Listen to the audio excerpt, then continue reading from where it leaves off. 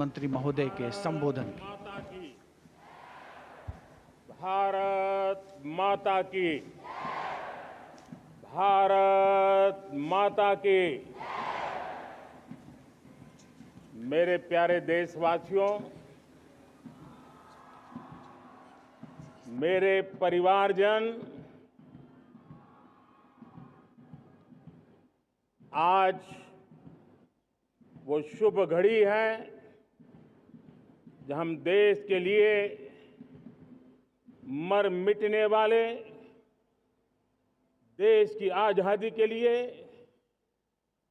अपना जीवन समर्पित करने वाले, आजीवन संघर्ष करने वाले, फांसी के तख्त पर चढ़कर के भारत मां की जय के नारे लगाने वाले अनगिनत आजादी के दीवानों को नमन करने का ये पर्व है, उनका पुण्य स्मरण करने का पर्व है। आजादी के दीवानों ने आज हमें आजादी के इस पर्व में स्वतंत्रता की सांस लेने के लिए सौभाग्य दिया है। यह देश उनका ऋणी है। ऐसे हर महापुरुष के प्रति हम अपना श्रद्धा भाव व्यक्त करते हैं। मेरे प्यारे देशवासियों, आज जो महानुभाव राष्ट्र रक्षा के लिए और राष्ट्र निर्माण के लिए पूरी लगन से, पूरी प्रतिबद्धता के साथ देश की रक्षा भी कर रहे हैं, देश को नई ऊंचाई पर ले जाने का प्रयास भी कर रहे हैं। चाहे वो हमारा किसान हो, हमारा जवान हो, हमारे नौजवानों का हौसला हो, हमारी माताओं बहनों का योगदान हो, दलित हो, पीड़ित हो, शोषित हो, वंचित हो, अभावों के बीच भी स्वतंत्रता के प्रति उसकी निष्ठा, लोकतंत्र के प्रति उसकी श्रद्धा, ये पूरे विश्व के लिए एक प्रेरक घटना है। मैं आज ऐसे सभी को आदरपूर्वक नमन करता हूं। प्यारे देशवासियों, इस वर्ष और पिछले कुछ वर्षों से प्राकृतिक आपदा के कारण हम सबकी चिंता बढ़ती चली जा रही है। प्राकृतिक आपदा में अनेक लोगों ने अपने परिवारजन खोए हैं, संपत्ति खोई है, राष्ट्र ने भी पारावार नुकसान भोगा है।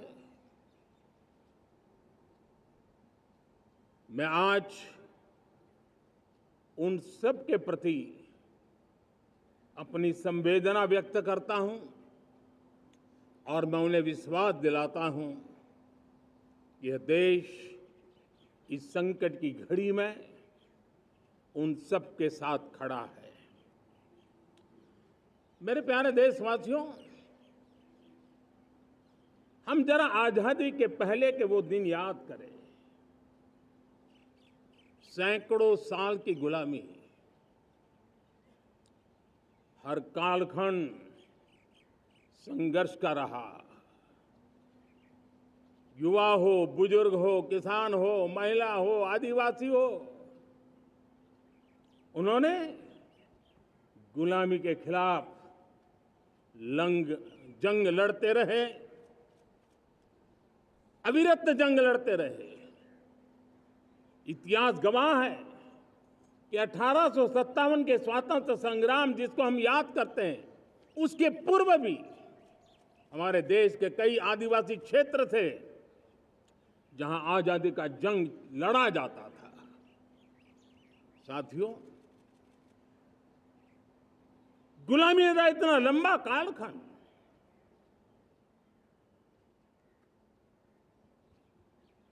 जुल्मी शासक, अपरंपार यातनाएं, सामान्य से सामान्य मानवीयों का विश्वास तोड़ने की हर तरकीब है। उसके बावजूद भी उस समय की जनसंख्या के हिसाब से करीब 40 करोड़ देशवासी आजादी के पूर्व 40 करोड़ देशवासियों ने वो जज्बा दिखाया, वो सामर्थ्य दिखाया, वो एक सपना लेकर के चले, एक संकल्प लेकर के चलते रहे, जूझते रहे। एक ही स्वर था, वंदे मातरम। एक ही सपना था, भारत की आजादी का। 40 करोड़ देशवासियों ने, और हमें गर्व है कि हमारी रगों में उन्हीं का खून है। वो हमारे पूर्वज थे। सिर्फ 40 करोड़ लोगों ने दुनिया की महासत्ता को उखाड़ करके फेंक दिया था, गुलामी की जंजीरों को तोड़ दिया था। अगर हमारे पूर्वज, जिनका खून हमारी रगों में है, आज हम तो 140 करोड़ है। अगर 40 करोड़ गुलामी की बेड़ियों को तोड़ सकते हैं, अगर 40 करोड़ आजादी के सपने को पूर्ण कर सकते हैं, आजादी लेकर के रह सकते हैं, तो 140 करोड़ देश के मेरे नागरिक, 140 करोड़ मेरे परिवारजन अगर संकल्प लेकर के चल पड़ते हैं, एक दिशा निर्धारित करके चल पड़ते हैं, कदम से कदम मिलाकर, कंधे से कंधा मिलाकर अगर चल पड़ते हैं, तो चुनौतियां कितनी भी क्यों ना हो, अभाव की मात्रा कितनी ही तीव्र क्यों ना हो, संसाधनों के लिए जूझने की नौबत हो तो भी हर चुनौती को पार करते हुए हम समृद्ध भारत बना सकते हैं। हम 2047 विकसित भारत का लक्ष्य प्राप्त कर सकते हैं। अगर 40 करोड़ देशवासी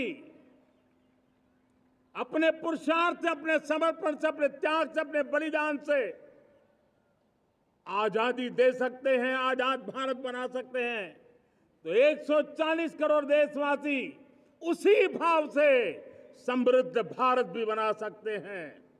साथियों, वो एक समय था जब लोग देश के लिए मरने के लिए प्रतिबद्ध थे और आजादी मिली थी। आज ये समय है देश के लिए जीने की प्रतिबद्धता का। अगर देश के लिए मरने की प्रतिबद्धता आजादी दिला सकती है, तो देश के लिए जीने की प्रतिबद्धता समृद्ध भारत भी बना सकती है।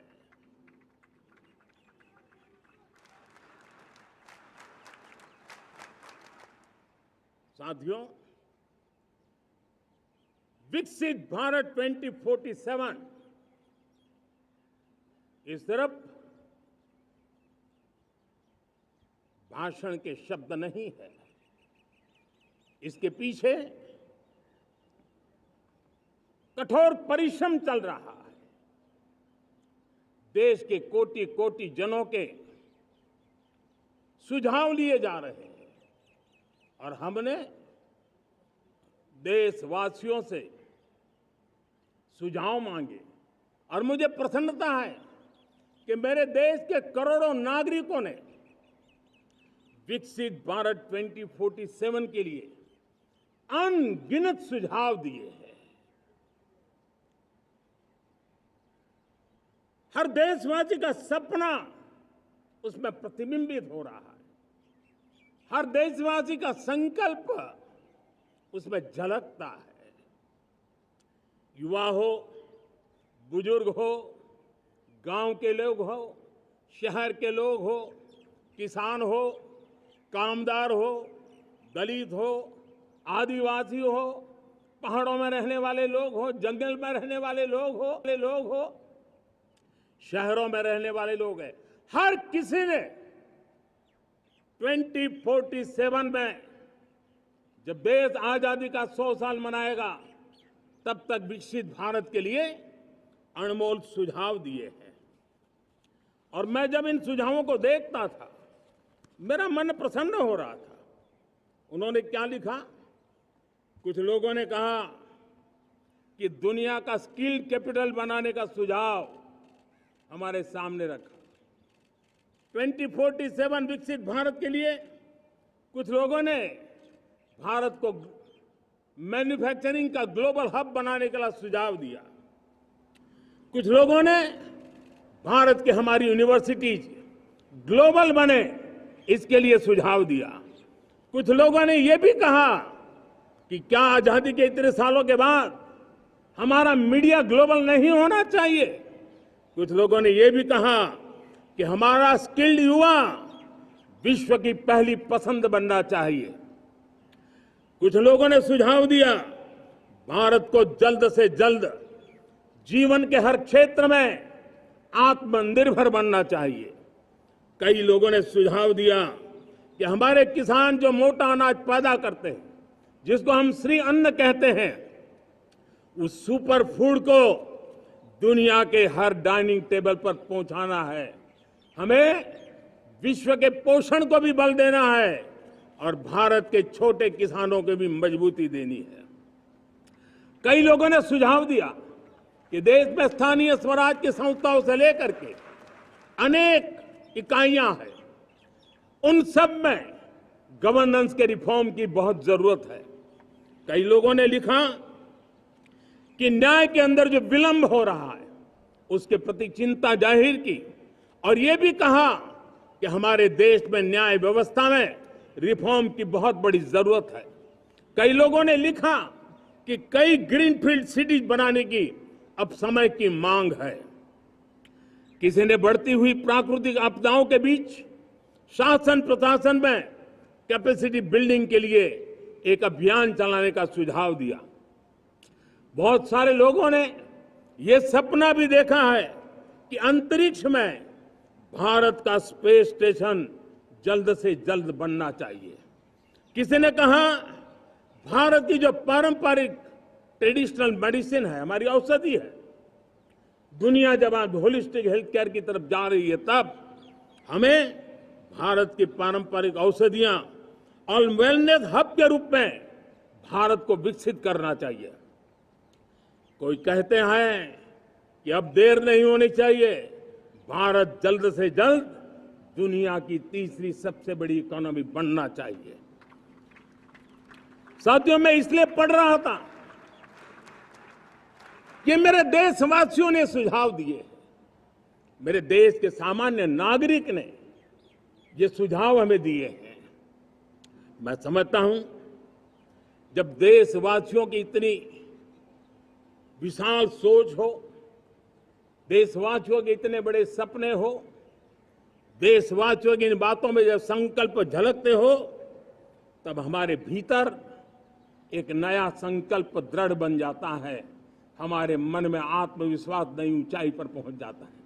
और साथियों, देशवासियों का ये भरोसा सिर्फ कोई इंटेलेक्चुअल डिबेट नहीं है, ये भरोसा अनुभव से निकला हुआ है। ये विश्वास लंबे कालखंड के परिश्रम की पैदावार है। और इसलिए देश का सामान्य मानव याद करता है जब लाल किले से कहा जाता है कि हिंदुस्तान के 18,000 गांवों में समय सीमा में बिजली पहुंचाएंगे और वो काम हो जाता है, तब भरोसा मजबूत हो जाता है। जब ये तय होता है कि आजादी के इतने सालों के बाद भी 2.5 करोड़ परिवार ऐसे हैं जहां बिजली नहीं है, वो अंधेरे में जिंदगी गुजारते हैं। 2.5 करोड़ घरों में बिजली पहुंच जाती है, तब सामान्य मानवीय का भरोसा बढ़ जाता है। जब ब्लड क्रिकेट स्वच्छ भारत की बात कही जाए, तब इस देश के अग्रिम हरोर पंक्ति में बैठे हुए लोग हो, गांव के लोग हो, गरीब बस्ती में रहने वाले लोग हो, छोटे छोटे बच्चे हो, हर परिवार के अंदर स्वच्छता का वातावरण बन जाए, स्वच्छता की चर्चा हो, स्वच्छता के संदर्भ में एक दूसरे को रोक टोकने का निरंतर प्रयास चलता रहे। मैं समझता हूं कि ये भारत के अंदर आई हुई नई चेतना का प्रतिबिंब है। जब देश के सामने लाल किले से कहा जाए कि आज हमारे परिवारों में 3 करोड़ परिवार ऐसे हैं जिनके घर में नल से जल मिलता है, आवश्यक है हमारे इन परिवारों को पीने का शुद्ध पानी पहुंचे। जल जीवन मिशन के तहत इतने कम समय में नए 12 करोड़ परिवारों को जल जीवन मिशन के तहत नल से जल पहुंच रहा है। आज 15 करोड़ परिवार इसके लाभार्थी बन चुके हैं। हमारे कौन लोग वंचित थे इन व्यवस्थाओं से, कौन पीछे रह गए थे? समाज के अग्रिम पंक्ति के लोग इसके लिए अभाव में नहीं जीते थे। मेरे दलित, मेरे पीड़ित, मेरे शोषित, मेरे आदिवासी भाई बहन, मेरे गरीब भाई बहन, मेरे झुग्गी झोपड़ी में जिंदगी गुजारने वाले लोग, वही तो इन चीजों के अभाव में जी रहे थे। हमने अनेक ऐसे प्राथमिक आवश्यकताओं की पूर्ति के लिए जो प्रयास किया और उसका परिणाम हमारे इन सारे समाज के बंधुओं को मिला है। हमने वोकल फॉर लोकल का मंत्र दिया। आज मुझे खुशी है कि वोकल फॉर लोकल ने अर्थतंत्र के लिए एक नया मंत्र बन गया है। हर डिस्ट्रिक्ट अपनी पैदावार के लिए गर्व करने लगा है। 1 डिस्ट्रिक्ट 1 प्रोडक्ट का माहौल बना है। अब 1 डिस्ट्रिक्ट 1 प्रोडक्ट को 1 डिस्ट्रिक्ट का 1 प्रोडक्ट एक्सपोर्ट कैसे हो, उस दिशा में हर जिले सोचने लगे हैं।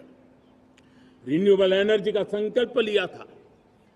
G20 समूह के देशों ने जितना किया है उससे ज्यादा भारत ने किया है, और भारत ने ऊर्जा के क्षेत्र में आत्मनिर्भर बनने के लिए, ग्लोबल वार्मिंग की चिंताओं से मुक्ति पाने के लिए हमने काम किया है। साथियों, देश गर्व करता है आज जब फिनटेक की सफलता को लेकर पूरा विश्व भारत से कुछ सीखना समझना चाहता है, तब हमारा गर्व और बढ़ जाता है। साथियों, हम कैसे भूल सकते हैं कोरोना के वो संकट काल। विश्व में सबसे तेज गति से करोड़ों लोगों को वैक्सीनेशन का काम हमारे इसी देशों में हुआ। यही देश हैं जो कभी आतताई आतंकवादी हमें आकर के मार के चले जाते थे।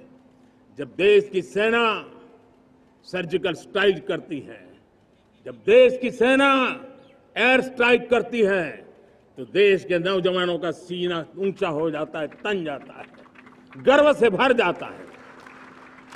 और यही बातें हैं जो आज 140 करोड़ देशवासियों का मन गर्व से भरा हुआ है, आत्मविश्वास से भरा हुआ है।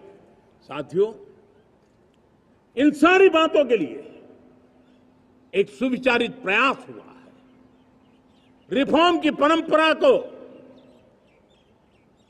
सामर्थ्य दिया गया है।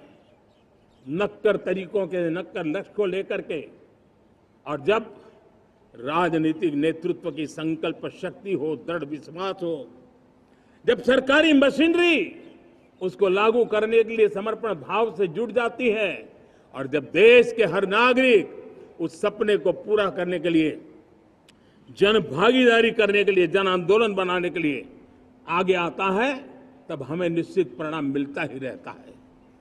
मेरे प्यारे देशवासियों, हम ये न भूलें कि इस देश उस परिस्थितियों से भी दशकों तक भी आजादी के बाद समय बिताया है, जब होती है, चलती है, अरे यार ये तो चलेगा, अरे हमें क्या मेहनत करने की जरूरत है, अरे मामला है अगली पीढ़ी देखेगी, अरे हमको मौका मिला है यार, मौज कर लो, आगे वाला आगे का जाने, हमें क्या करना है, हम अपना समय निकाल दें, अरे नया करने जाओगे कोई बवाल उठ जाए, पता नहीं क्यों देश में एक स्टेटस को का माहौल बन गया था।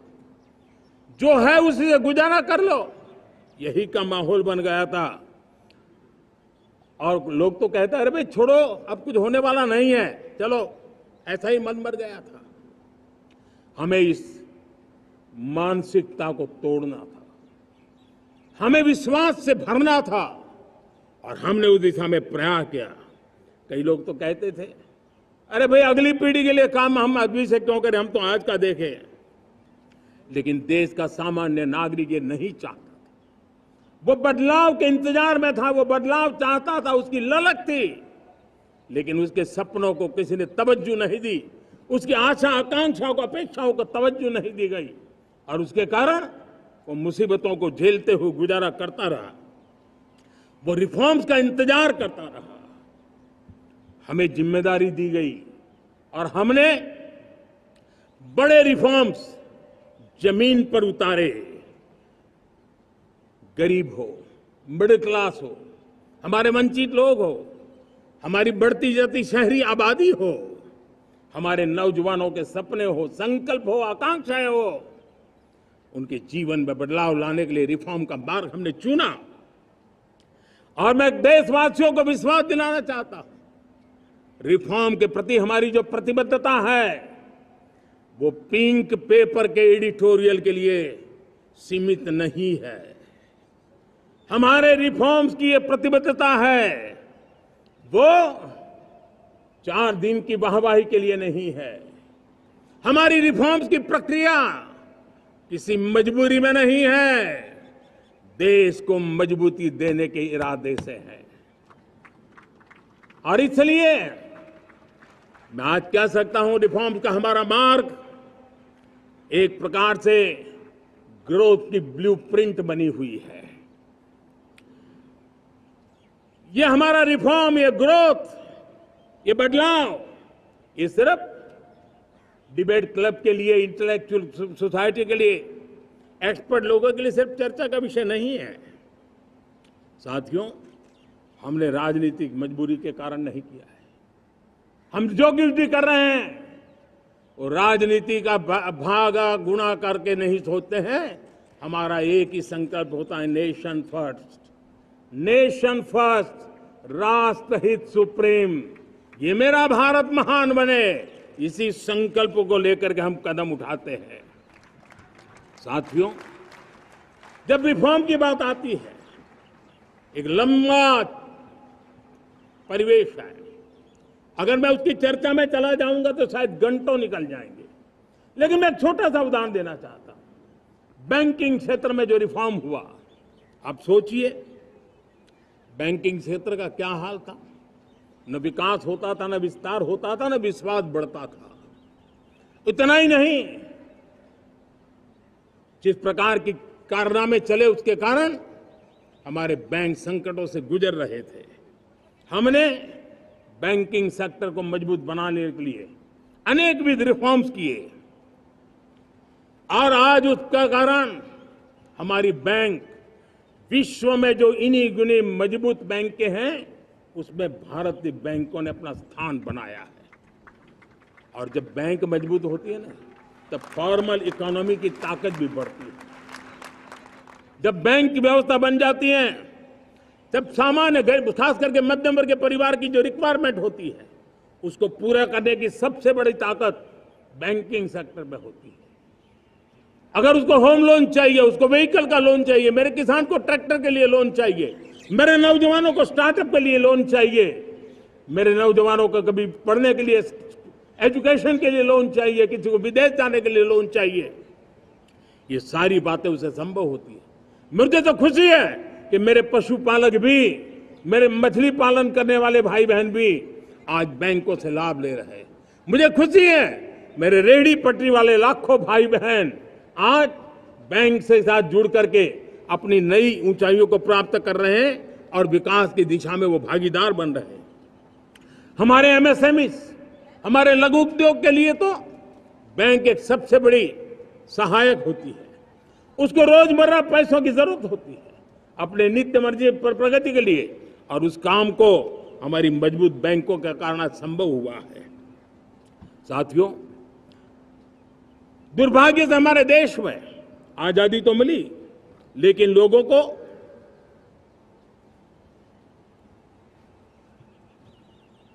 एक प्रकार से माई बाप कल्चर से गुजरना पड़ा। सरकार के पास मांगते रहो, सरकार के पास हाथ फैलाते रहो, किसी की सिफारिश के लिए रास्ते खोजते रहो, वही कल्चर डेवलप हुआ था। आज हमने गवर्नेंस के इस मॉडल को बदला है।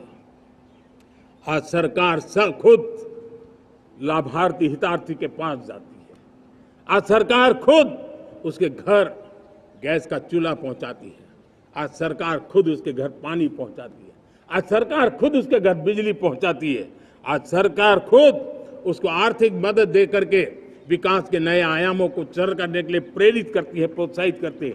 आज सरकार खुद नौजवान के स्किल डेवलपमेंट के लिए अनेकविध कदम उठा रही है। साथियों, बड़े रिफॉर्म्स के लिए हमारी सरकार बहुत ही प्रतिबद्ध है और हम इसी के द्वारा देश में प्रगति की राह को चुनना चाहते हैं। साथियों, देश में नई व्यवस्थाएं बन रही है। देश को आगे ले जाने के लिए अनेकविध नीतियों को, अनेकविध पॉलिसीज को निरंतर बनाया जाए और नए सिस्टम पर देश का भरोसा भी बढ़ता रहता है, निरंतर बढ़ता रहता है। आज जो 20-25 साल का नौजवान है, जो 10 साल पहले जब 12-15 साल की उम्र का नौजवान था, उसने अपनी आंखों के सामने ये बदलाव देखा है।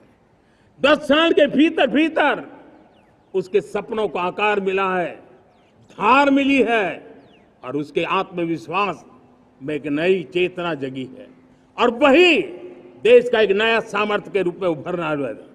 आज विश्व भर में भारत की साख बढ़ी है, भारत के प्रति देखने का नजरिया बदला है। आज विश्व में युवाओं के लिए संभावनाओं के द्वार खुले हैं। रोजगार के अनगिनत नए अवसर जो शायद आजादी के इतने सालों के बाद भी नहीं आए थे, वो आज उनके दरवाजे पर दस्तक दे रहे हैं।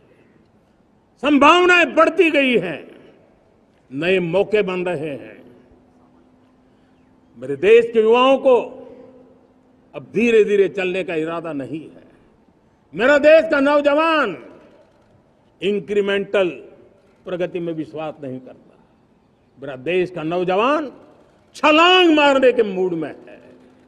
वो छलांग मार के नई सिद्धियों को प्राप्त करने के मूड में है। मैं कहना चाहूंगा, भारत के लिए गोल्डन एरा है। वैश्विक परिस्थितियों की तुलना में भी देखें, ये गोल्डन एरा है। ये हमारा स्वर्णिम कालखंड है। मेरे प्यारे देशवासियों, ये अवसर हमें जाने नहीं देना है। ये मौका हमें जाने नहीं देना चाहिए और इसी मौके को पकड़ करके अपने सपने और संकल्पों को लेकर के चल पड़ेंगे तो हम देश की स्वर्णिम भारत की जो अपेक्षा और हमें विकसित भारत का 2047 का लक्ष्य हम पूरा करके रहेंगे। हम सदियों की बेड़ियों को तोड़ करके निकले हैं। आज टूरिज्म का क्षेत्र हो, एमएसएमई का क्षेत्र हो, एजुकेशन हो, हेल्थ सेक्टर हो, ट्रांसपोर्ट सेक्टर हो, खेती और किसानी का सेक्टर हो, हर सेक्टर में एक नया आधुनिक सिस्टम बन रहा है। हम विश्व की बेस्ट प्रैक्टिसेस को भी आगे देख रखते हुए हम हमारे देश की परिस्थितियों के अनुसार आगे बढ़ना चाहते हैं। हर सेक्टर में आधुनिकता की जरूरत है, नएपन की जरूरत है, टेक्नोलॉजी को जोड़ने की जरूरत है और हर सेक्टर में हमारी नई नीतियों के कारण इन सारे क्षेत्रों में एक नया सपोर्ट मिल रहा है, नई ताकत मिल रही है। हमारे सारे अवरोध हटे, हमारी बंदी से दूर हो, हम पूरे सामर्थ्य के साथ चल पड़े, खिल उठे, सपनों को पा करके रहे, सिद्धि को हम अपने निकट देखें, हम आत्मसात करें, उस दिशा में हम चलना है। अब आप देखिए कितना बड़ा बदलाव रहा है। मैं एकदम जमीनी स्तर की बात करूं, विमेन सेल्फ हेल्प ग्रुप, आज 10 साल में हमारे 10 करोड़ बहनें विमेन सेल्फ हेल्प ग्रुप में जुड़ी हैं। 10 करोड़ नई बहनें। हमें गर्व हो रहा है कि हमारे सामान्य परिवार की, गांव की 10 करोड़ महिलाएं आर्थिक रूप से आत्मनिर्भर बन रही हैं। और जब महिला आर्थिक रूप से आत्मनिर्भर बनती हैं, तब परिवार की निर्णय प्रक्रिया की हिस्सेदार बनती हैं, एक बहुत बड़ी सामाजिक परिवर्तन की गारंटी लेकर के आती है। मुझे गर्व है इस बात पर, लेकिन साथ साथ मुझे गर्व इस बात का भी है कि हमारे सीईओ आज दुनिया भर के अंदर अपनी धाक जमा रहे हैं। भारत के हमारे सीईओ विश्व भर में अपनी धाक जमा रहे हैं। हमारे लिए खुशी की बात है कि एक तरफ मेरे सीईओ दुनिया भर में नाम कमा रहे हैं, भारत का नाम बढ़ा रहे हैं, तो दूसरी तरफ विमेन सेल्फ हेल्प ग्रुप से 1 करोड़ मेरी सामान्य परिवार की माताएं बहनें लखपति दीदी बनती है। मेरे लिए ये भी उतना ही गर्व की बात है। अब हमने सेल्फ हेल्प ग्रुप को 10 लाख रुपए से 20 लाख रुपए देने का निर्णय किया है। अब तक 9 लाख करोड़ रुपए बैंकों के माध्यम से हमारे इन विमेन सेल्फ हेल्प ग्रुप को मिले हैं, और जिसके मदद से वो अपने अनेकविध कामों को बढ़ावा रहे हैं। मेरे साथियों, मेरे नौजवान इस तरफ ध्यान दें। स्पेस सेक्टर एक फ्यूचर है हमारे साथ जुड़ा हुआ, एक महत्वपूर्ण पहलू है। हम उस पर भी बल दे रहे हैं। हमने स्पेस सेक्टर में बहुत रिफॉर्म किए हैं। जिन बंधनों में हमने स्पेस सेक्टर को बांध के रखा था, उसे हमने खोल दिया है। आज सैकड़ों स्टार्टअप्स स्पेस के सेक्टर में आ रहे हैं। वाइब्रेंट बनता जाता हमारा स्पेस सेक्टर भारत को एक शक्तिशाली राष्ट्र बनाने का एक महत्वपूर्ण अंग है, और हम इसको दूर की सोच के साथ मजबूती दे रहे हैं। आज private satellite, private rocket launch हो रहे हैं। ये गर्व की बात है।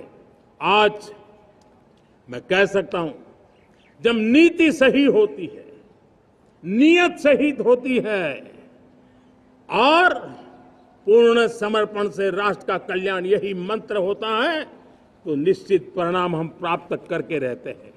मेरे प्यारे देशवासियों, आज देश में नए अवसर बने, तब मैं कह सकता हूं 2 चीजें और हुई जिसने विकास को एक गति दी है, विकास को एक नई छलांग दी है। और ये है, पहला है आधुनिक इंफ्रास्ट्रक्चर का निर्माण। हमने इंफ्रास्ट्रक्चर को आधुनिक बनाने की दिशा में बहुत बड़े कदम उठाए हैं। और दूसरी तरफ सामान्य मानवीय के जीवन में जो बाधाएं हैं, ईज ऑफ लिविंग का हमारा जो सपना है, उस पर भी हमने उतना ही बल दिया है। पिछले 1 दशक में अभूतपूर्व इंफ्रास्ट्रक्चर का विकास हुआ है। रेल हो, रोड हो, एयरपोर्ट हो, पोर्ट हो, ब्रॉडबैंड कनेक्टिविटी हो, गांव-गांव नए स्कूल बनाने की बात हो, जंगलों में स्कूल बनाने की बात हो, दूर सुदूर इलाकों में अस्पताल बनाने की बात हो, आरोग्य मंदिर बनाने की बात हो, मेडिकल कॉलेजों का काम हो, आयुष्मान आरोग्य मंदिरों का निर्माण चलता हो, 60,000 से ज्यादा अमृत सरोवर बने हो, 2 लाख पंचायतों तक ऑप्टिकल फाइबर नेटवर्क पहुंचा हो, नहरों का एक बहुत बड़ा जाल बिछाया जा रहा हो, 4 करोड़ पक्के घर बनना, गरीबों को एक नया आश्रय मिलना, 3 करोड़ नए घर बनाने के संकल्प के साथ आगे बढ़ने की हमारी कोशिश हो। हमारा पूर्वी भारत, नॉर्थ ईस्ट, उसका इलाका आज इंफ्रास्ट्रक्चर के लिए जाने जाना लगा है। और हमने ये जो कायाकल्प किया है, उसका सबसे बड़ा लाभ समाज के उन वर्गों तक हम पहुंचे हैं जो ग्रामीण सड़कें वहां बनी है जिनकी तरफ कोई देखता नहीं था, जिस इलाकों को नहीं देखता था, जिन गांवों को नहीं देखता था, दलित हो, पीड़ित हो, शोषित हो, वंचित हो, पिछड़े हो, आदिवासी हो, जंगल में रहने वाले हो, दूर सुदूर पहाड़ों में रहने वाले हो, सीमावर्ती स्थान पर रहने वाले हो, हमने उनकी आवश्यकता की पूर्ति की है। हमारे मछुआरे भाई बहनों की आवश्यकताओं को पूरा करना, हमारे पशुपालकों के जीवन को बदलना, एक प्रकार से सर्वांगीण विकास का प्रयास हमारी नीतियों में रहा, हमारी नीयत में रहा है, हमारे रिफॉर्म में रहा है, हमारे कार्यक्रमों में रहा है, हमारी कार्यशैली में रहा है। और उस सबसे बड़ा लाभ मेरे युवाओं को होता है। उनको नए नए अवसर मिलते हैं, नए नए क्षेत्र में कदम रखने का उसके लिए संभावनाएं बन जाती है, और वही तो सबसे ज्यादा रोजगार दे रहा है। और सबसे ज्यादा रोजगार प्राप्त करने का अवसर इन्हीं समय में उनको मिला है। हमारा जो मध्यम वर्गीय परिवार है, मध्यम वर्गीय परिवार को क्वालिटी ऑफ लाइफ, वो स्वाभाविक उसकी अपेक्षा रहती है।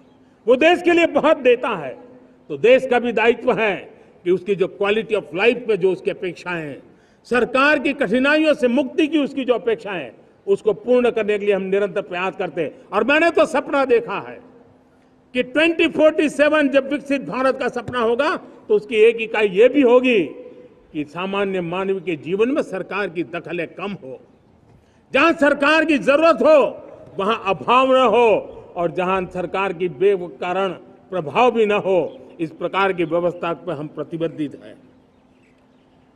मेरे प्यारे देशवासियों, हम छोटी छोटी जरूरतों पर भी ध्यान देते हैं, हम छोटी छोटी आवश्यकताओं पर ध्यान देते हैं और उसको लेकर हम चलते हैं। चाहे हमारे गरीब का घर का चूल्हा जलता रहे, गरीब की मां को कभी आंसू पी करके सोना न पड़े, और इसके लिए मुफ्त इलाज की योजना हमारी चल रही है। बिजली, पानी, गैस अब सैचुरेशन के मूड पर है, और जब हम सैचुरेशन की बात करते हैं वो 100% होता है। जब सैचुरेशन होता है तो उसको जातिवाद का रंग नहीं लगता है। जब सैचुरेशन होता है तो उसमें पांथिकता का रंग नहीं लगता है। जब सैचुरेशन का मंत्र होता है तब सच्चे अर्थ में सबका साथ सबका विकास का मंत्र साकार होता है। लोगों के जीवन में सरकार की दखल कम हो, उस दिशा में हमने हजारों कंप्लायंसेस के लिए सरकार सामान्य मानवी पर बोझ डालती थी, उन सारे कंप्लायंसेस को दूर किया। हमने देशवासियों के लिए 1,500 से ज्यादा कानूनों को खत्म कर दिया, ताकि कानूनों की जंजाल के अंदर देशवासियों को फंसना न पड़े। हमने छोटी छोटी गलतियों के कारण ऐसे कानून बने थे, उनको जेल में अंदर धकेल दिया जाए। हमने उन छोटे छोटे कारणों से जेल जाने के जो परंपराएं थी, उन सारे कानूनों को नष्ट कर दिया, और उसको कानूनों को जेल भेजने के प्रावधान को व्यवस्था से बाहर कर दिया है। आज हमने जो आजादी की विरासत के गर्व की बात हम जो करते हैं, सदियों से हमारे पास जो क्रिमिनल लॉ थे, आज हमने उसको नए क्रिमिनल लॉ, जिसको हमने न्याय संहिता के रूप में, और जिसके मूल में दंड नहीं और नागरिक को न्याय, इस भाव को हमने प्रबल बनाया है। ईज ऑफ लिविंग बनाने के लिए देशव्यापी मिशन में काम करे। हर लेवल पर मैं सरकार के प्रतिनिधियों का आह्वान करता हूं। मैं जनप्रतिनिधि, वो किसी भी दल के क्यों न हो, किसी भी राज्य के क्यों न हो, सबसे आग्रह करता हूं कि हमने एक मिशन मोड में ईज ऑफ लिविंग के लिए कदम उठाने चाहिए। मैं हमारे युवाओं को, प्रोफेशनल्स को, सबको मैं कहना चाहता हूं, आप अपने स्थान पर जहां पर आपको छोटी छोटी दिक्कतें होती है, आप उसके सॉल्यूशन को लेकर के सरकार को चिट्ठी लिखते रहिए। सरकार को बताइए कि बिना कारण की कठिनाई आए, उसको दूर करने से कोई नुकसान नहीं है। मैं पक्का मानता हूं आज सरकारें संवेदनशील है। हर सरकार, स्थानीय स्वराज्य की संस्था होगी या राज्य सरकार होगी या केंद्र सरकार होगी, उसको तवज्जो देगी। गवर्नेंस में रिफॉर्म्स, ये हमें विकसित भारत 2047 के सपने के लिए हमने उसको जोर लगा करके आगे बढ़ाना होगा, ताकि सामान्य मानवी के जीवन में अवकाश ही अवकाश पैदा हो, रुकावटें खत्म होती चली जाए। नागरिकों का डिग्निटी ऑफ सिटीजन, नागरिकों के जीवन में सम्मान मिले। डिलीवरी के संबंध में कभी किसी को ये कहने की मोहब्बत ना आया कि ये तो मेरा हक था कि मुझे मिला नहीं, उसको खोजना न पड़े। सरकार के गवर्नेंस में डिलीवरी सिस्टम को और मजबूती चाहिए। आप देखिए देश में जब हम रिफॉर्म की बात करते हैं, आज देश में करीब करीब 3 लाख संस्थाएं काम कर रही है, चाहे पंचायत हो, नगर पंचायत हो, नगर पालिका हो, महानगर पालिका हो, यूटी हो, स्टेट हो, डिस्ट्रिक्ट हो, केंद्र, छोटी मोटी 3 लाख करीब करीब इकाइयां हैं। अगर ये हमारे 3 लाख इकाइयों को मैं आज आह्वान करता हूं कि अगर आप साल में अपने स्तर पर जिन चीजों की जरूरत है सामान्य मानव के लिए 2 रिफॉर्म करें, ज्यादा नहीं कह रहा हूं मेरे साथियों, एक पंचायत हो, एक राज्य सरकार हो, कोई विभाग हो, सिर्फ 1 साल में 2 रिफॉर्म और उसको जमीन पर उतारें। आप देखिए, हम देखते ही देखते 1 साल में करीब करीब 25-30 लाख रिफॉर्म कर सकते हैं। जब 25-30 लाख रिफॉर्म हो जाए तब सामान्य मानवीय का विश्वास कितना बढ़ जाएगा, उसकी शक्ति राष्ट्र को नई ऊंचाई पर ले जाने में कितनी काम आएगी। और इसलिए हम अपने स्तर पर होती है चलती से मुक्ति पाकर के बदलावों के लिए आगे आए, हिम्मत के साथ आगे आए। और सामान्य मानवीय की जरूरत, छोटी छोटी जरूरत होती है, पंचायत लेवल पर भी वो मुसीबतें झेल रहा है, उन मुसीबतों से हम मुक्ति दिलाएं तो मुझे पक्का विश्वास है कि हम सपनों को पार कर सकते हैं। मेरे प्यारे देशवासियों, आज देश आकांक्षाओं से भरा हुआ है। हमारे देश का नौजवान नई सिद्धियों को चूमना चाहता है, नए नए शिखरों पर वो कदम रखना चाहता है। और इसलिए हमारी कोशिश है हर सेक्टर में कार्य को हम गति दें, तेज गति दें, और उसके द्वारा पहले हम हर सेक्टर में नए अवसर पैदा करें। दूसरा, ये बदलती हुई व्यवस्थाओं के लिए जो सपोर्टिव इंफ्रास्ट्रक्चर चाहिए, उन इंफ्रास्ट्रक्चर पर हम बदलाव के मजबूती देने की दिशा में काम करें। और तीसरी बात है, नागरिकों की मूलभूत सुविधाओं के विषय में हम प्राथमिकता दें, उसको बल दें। इन तीनों भारत में एक एस्पिरेशनल सोसाइटी का निर्माण किया है और उसके परिणाम स्वरूप आज समाज खुद एक विश्वास से भरा हुआ है। हमारे देशवासियों की आकांक्षा है, उनके एस्पिरेशंस, हमारे नौजवानों की ऊर्जा, हमारे देश के सामर्थ्य के साथ जोड़ करके हम आगे बढ़ने की एक ललक लेकर के चल रहे हैं। मुझे विश्वास है रोजगार और स्वरोजगार नए रिकॉर्ड के अवसर पर हम काम किया है।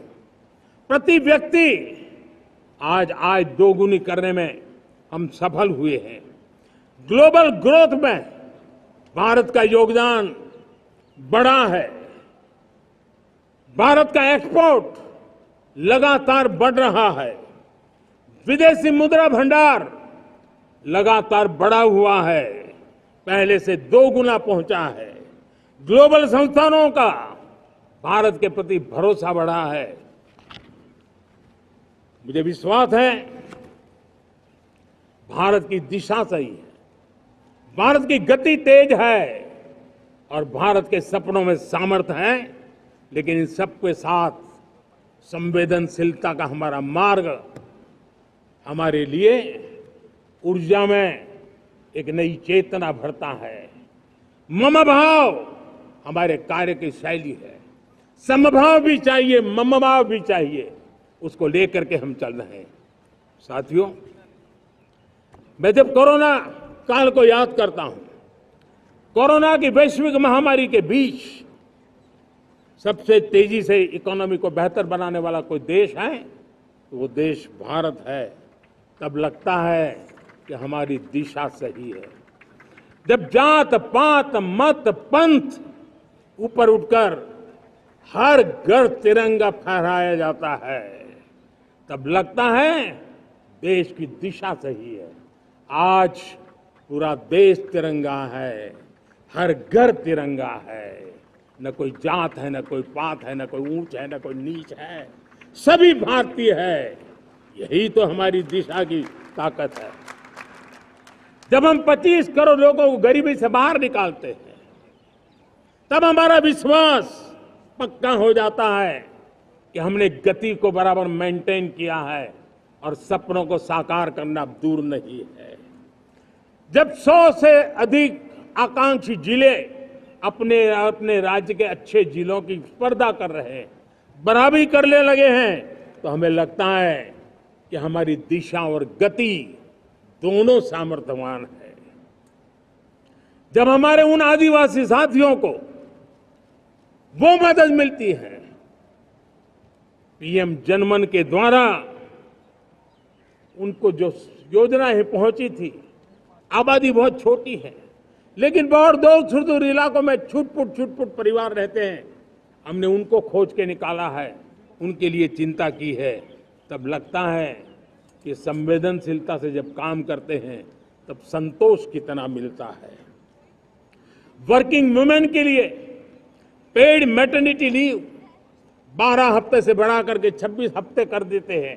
तब सिर्फ नारी का सम्मान ही करते इतना नहीं है, नारी के प्रति संवेदनशील भाव से निर्णय करते इतना नहीं, लेकिन उसके गोद में जो बच्चा पला है ना, उसको एक उत्तम नागरिक बनाने के लिए मां की जो जरूरत है उसमें सरकार रुकावट न बने, इस संवेदनशील भावना से उस निर्णय को हम करते हैं। जब मेरे दिव्यांग भाई बहन भारतीय साइन लैंग्वेज की बात हो या तो सुगम्य भारत का अभियान हो, उसको लगता है कि अब मेरी भी डिग्निटी है, मेरे प्रति देश के नागरिक सम्मान के भाव से देखता है। और पैरालंपिक में तो हमारे खिलाड़ी नई नई ताकत दिखाने लगे हैं, तब लगता है कि ये जो मेरा मम भाव है, हम सबका मम भाव है, उसकी ताकत नजर आती है।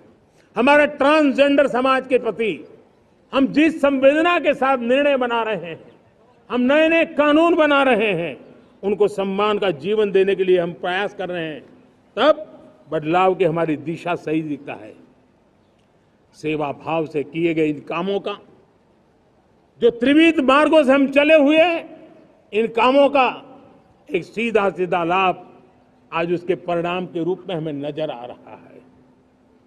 60 साल बाद लगातार तीसरी बार आपने हमें देश सेवा का मौका दिया है।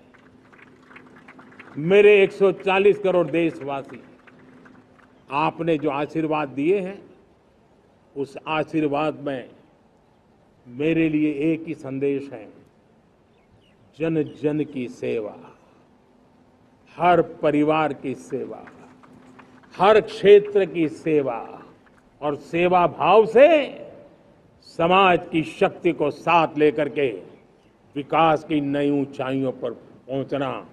2047 विकसित भारत के सपने को लेकर के चलना, उसी एक संदेश को लेकर मैं आज लाल किले की प्राचीर से हमें आशीर्वाद देने के लिए मैं कोटि कोटि देशवासियों का सर झुका करके आभार व्यक्त करता हूं।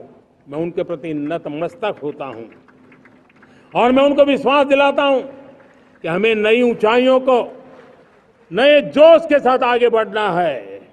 हमें सिर्फ जो हो गया है वो संतोष मान करके बैठने वाले हम लोग नहीं हैं, वो हमारे संस्कार में नहीं है।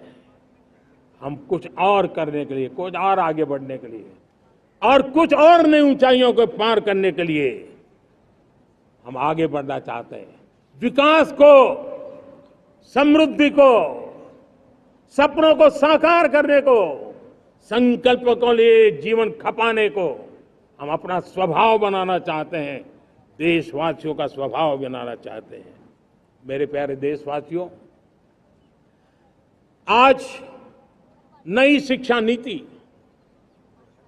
बहुतेक मात्रा में कई राज्यों ने उसको अच्छा इनिशिएटिव लिए है और उसके कारण आज एक 21वीं सदी के अनुरूप हमारी शिक्षा व्यवस्था को जो हम बल देना चाहते हैं और विकसित भारत के सपने के लिए जिस प्रकार से मानव समूह तैयार करना चाहते हैं, नई शिक्षा नीति बहुत बड़ी भूमिका अदा। मैं नहीं चाहता हूं कि मेरे देश के नौजवानों को अब विदेशों में पढ़ने के लिए मजबूर होना पड़े। मध्यम वर्गीय परिवार के लाखों करोड़ों रुपया बच्चों को विदेश पढ़ने के लिए भेजने में खर्च हो जाए। हम यहाँ ऐसी शिक्षा व्यवस्था का विकसित करना चाहते हैं कि मेरे देश के नौजवानों को विदेश जाना न पड़े, मेरे मध्यम वर्गीय परिवारों को लाखों करोड़ रुपया खर्च करना न पड़े। इतना ही नहीं, ऐसे संस्थान निर्माण हो ताकि विदेशों से लोग भारत के अंदर उनका मुंह मोड़े। अभी अभी हमने बिहार का हमारा गौरवप्रद इतिहास रहा है, नालंदा यूनिवर्सिटी का पुनर्निर्माण किया है। फिर से एक बार नालंदा यूनिवर्सिटी काम करना शुरू कर दिया है। लेकिन हमें शिक्षा के क्षेत्र में फिर से एक बार सदियों पुराने उस नालंदा स्पिरिट को जगाना होगा, उस नालंदा स्पिरिट को जीना होगा, उस नालंदा स्पिरिट को लेकर के बड़े विश्वास के साथ विश्व की ज्ञान की परंपराओं को नई चेतना देने का काम हमें करना होगा। मुझे पक्का विश्वास है कि नई शिक्षा नीति ने मातृभाषा पर बल दिया है।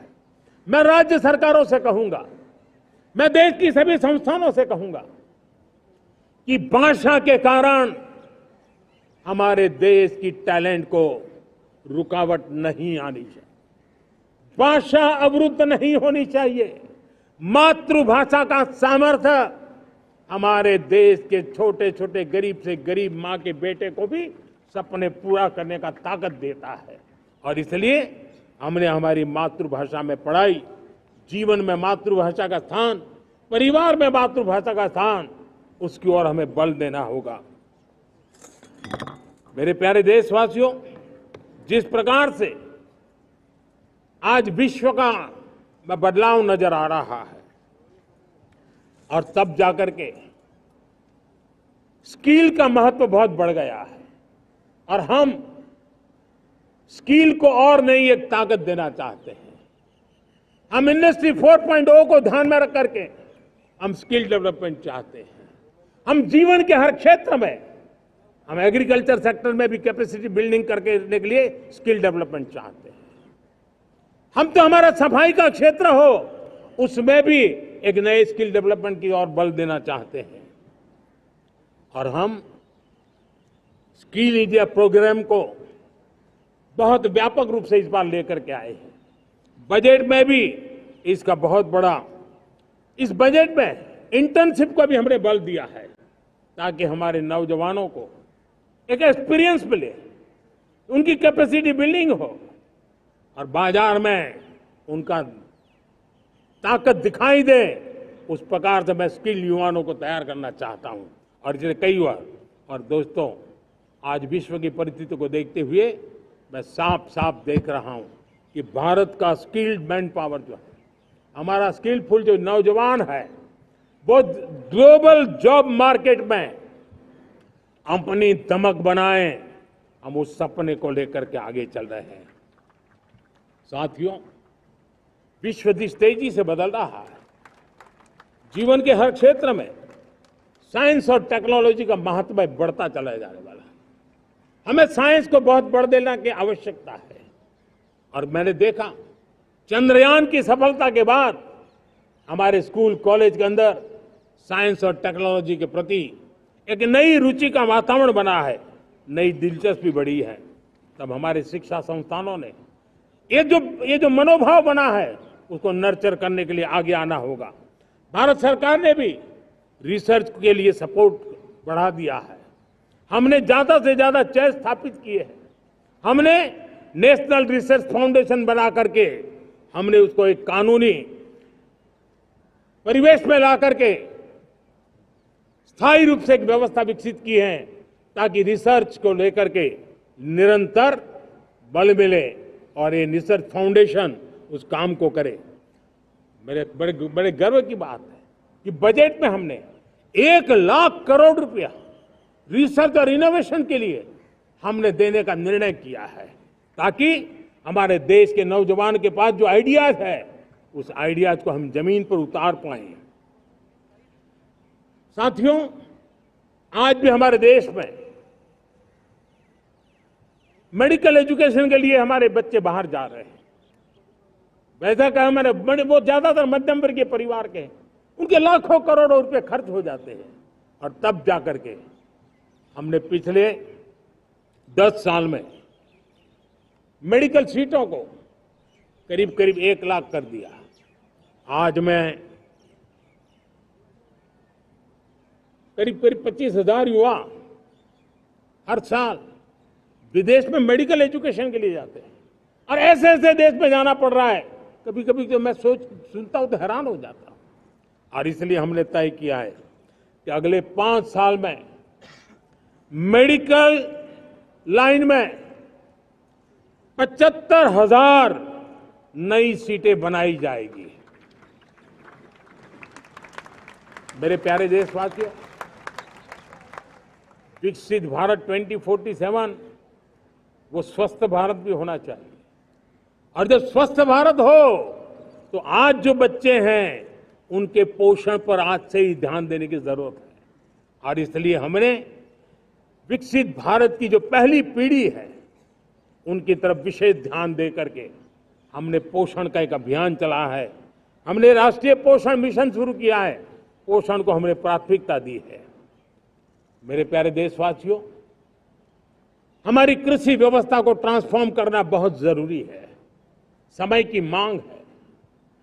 हम सदियों से जिस परंपरा में दबे हुए हैं, जकड़े हुए हैं, उससे मुक्ति पानी होगी। और हमारे किसानों को उसके लिए हम मदद भी दे रहे हैं। हम उसको ट्रांसफॉर्म करने की दिशा में लगातार काम करते आए हैं। आज आसान ऋण दे रहे हैं किसानों को, टेक्नोलॉजी की मदद दे रहे हैं। किसान जो पैदावार करता है उसको वैल्यू एडिशन के लिए हम काम कर रहे हैं। उसके लिए मार्केटिंग के लिए पूरा प्रबंध करते हैं ताकि उसको एंड टू एंड हर जगह पे हैंड होल्डिंग की व्यवस्था हो। उस दिशा में हम काम कर रहे हैं। आज जब धरती माता के प्रति सारा विश्व चिंतित है, जिस प्रकार से उर्वरक के कारण हमारी धरती माता की शहद दिनों दिन बिगड़ता जा रही है, हमारी धरती माता की उत्पादकता क्षमता खत्म होती चली जा रही है, कम होती चली जा रही है। और उस समय मैं मेरे देश के लाखों किसानों का आभार व्यक्त करना चाहता हूं जिन्होंने प्राकृतिक खेती का रास्ता चुना है और हमारी धरती माता की सेवा करने का भी उन्होंने बीड़ा उठाया है।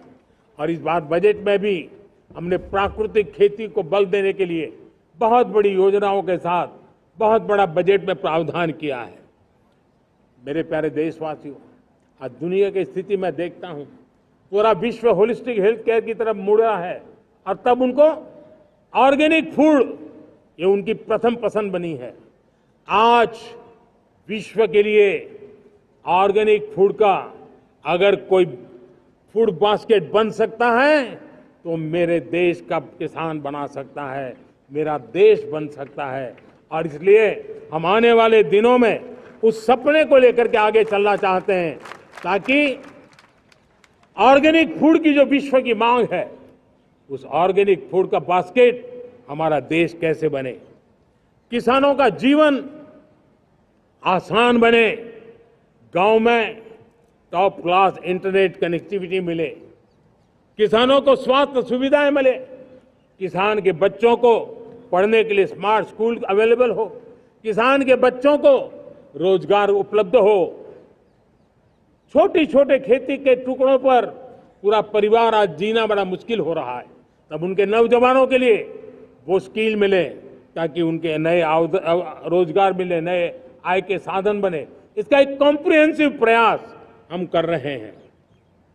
बीते वर्षों में वुमेन लेड डेवलपमेंट मॉडल पर हमने काम किया है। इनोवेशन हो, एम्प्लॉयमेंट हो, एंटरप्रेन्योरशिप हो, हर सेक्टर में महिलाओं के कदम बढ़ते जा रहे हैं। महिलाएं सिर्फ भागीदारी बढ़ा रही है ऐसा नहीं, महिलाएं नेतृत्व दे रही है। आज अनेक क्षेत्रों में, आज हमारे रक्षा क्षेत्र में देखिए, हमारा एयरफोर्स हो, हमारी आर्मी हो, हमारी नेवी हो, हमारा स्पेस सेक्टर हो, आज हमारी महिलाओं का हम दमखम देख रहे हैं देश के लिए। लेकिन दूसरी तरफ कुछ चिंता की बातें भी आती हैं। और मैं आज लाल किले से फिर बार एक अपनी पीड़ा व्यक्त करना चाहता हूं।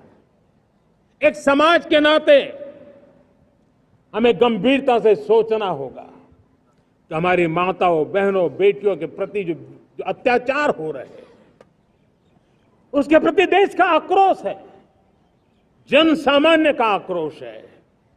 इस आक्रोश को मैं महसूस कर रहा हूं। इसको देश को, समाज को, हमारी राज्य सरकारों को गंभीरता से लेना होगा। महिलाओं के विरुद्ध अपराधों की जल्द से जल्द जांच हो,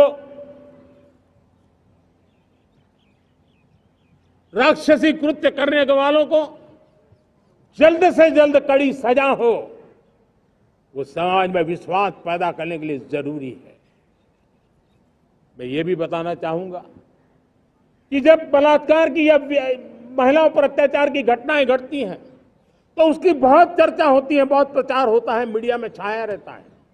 लेकिन जब ऐसे राक्षसी मनोवृत्ति व्यक्ति को सजा होती है तो वो खबरों में कहीं नजर नहीं आती है, कोने में कहीं पड़ा रहता है। अब समय की मांग है कि जिनको सजा होती है उसकी व्यापक चर्चा हो, ताकि ऐसा पाप करने वालों को भी डर पैदा हो कि ये पाप करने की हालत ये होती है कि फांसी पर लटकना पड़ता है। और मुझे लगता है कि ये डर पैदा करना बहुत जरूरी है। मेरे प्यारे देशवासियों, हमारे देश में ऐसी एक आदत बन गई थी स्वभाव से, हम देश को कम आंकना, देश के प्रति गौरव के भाव का अभाव होना, ये पता नहीं क्यों हमारे जहन में घुस गया था। और हम तो कभी कभी तो लेट आए तो कहते थे इंडियन टाइम, शर्म के साथ हम बोल देते थे। देश को इन चीजों से हमने बाहर लाने में सफलता पाई है। किसी जमाने में कहा जाता था अरे खिलौने भी बाहर से आते थे, वो दिन देखे हमने। आज मैं गर्व से कह सकता हूं कि मेरे देश के खिलौने दुनिया के बाजार में अपनी धमक लेकर के पहुंच रहे हैं। खिलौने हमारे एक्सपोर्ट होने शुरू हुए। तो एक जमाना था हम मोबाइल फोन इंपोर्ट करते थे, आज मोबाइल फोन का मैन्युफैक्चरिंग का इकोसिस्टम बना है, एक बहुत बड़ा हब बना है। और आज हम मोबाइल फोन दुनिया में एक्सपोर्ट करने लगे हैं। ये भारत की ताकत है। साथियों, भविष्य के साथ सेमीकंडक्टर जुड़ा हुआ है, आधुनिक टेक्नोलॉजी जुड़ी है, एआई जुड़ा हुआ है। हमने सेमीकंडक्टर मिशन पर काम शुरू किया है। हर उपकरण में मेड इन इंडिया चिप क्यों न हो, क्यों ये सपना मेरे देश का नौजवान देखे। टैलेंट यहाँ है, सारे इस प्रकार के रिसर्च काम हिंदुस्तान में होते हैं, तो अब प्रोडक्शन भी हिंदुस्तान में होगा, सेमीकंडक्टर का काम भी हिंदुस्तान में होगा। और हम एंड टू एंड सॉल्यूशन दुनिया को देने की ताकत रखते हैं और हम उसको साथियों, एक जमाना हमने देखा है 2G के लिए हम कैसा संघर्ष करते थे। आज हर उपकरण में हम देख रहे हैं, हम तेजी से आगे बढ़े। और 5G जिस तेजी से पूरे देश में रोल आउट हुआ, हिंदुस्तान के करीब करीब सभी क्षेत्रों में 5G पहुंच गया। वो विश्व में तेज गति से 5G पहुंचाने में हम आगे रहे। और देश साथियों, मैंने कहा हम रुकने वाले नहीं हैं। 5G पे रुक जाना हमें मंजूर नहीं है। हम 6G पर अभी से मिशन मोड में काम कर रहे हैं और विश्व में हम उसमें भी अपनी धमक जमाएंगे, ये मैं विश्वास से कहता हूं। मेरे प्यारे साथियों, डिफेंस सेक्टर हमारी आदत हो गई थी। डिफेंस बजट कितना ही क्यों न हो, लेकिन कभी को सोचता नहीं था कि डिफेंस बजट बढ़ा तो जाता कहां है। डिफेंस बजट विदेशों से खरीदी में चला जाता था। अब हम चाहते हैं हम आत्मनिर्भर बने।